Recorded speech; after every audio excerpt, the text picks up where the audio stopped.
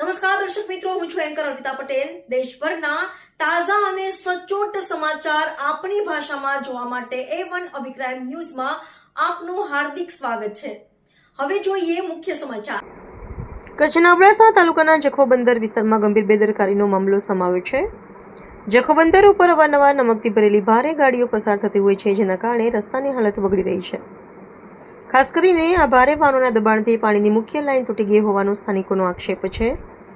ચોંકાવનારી વાત એ છે કે છેલ્લા 1 મહિનાથી પાણીની લાઇન તૂટેલી હોવા છતાં હજુ સુધી કોઈ સમારકામ કરવામાં આવ્યું નથી, જેના કારણે સમગ્ર વિસ્તારમાં પીવાના પાણીની ભારે તંગી સર્જાઈ છે।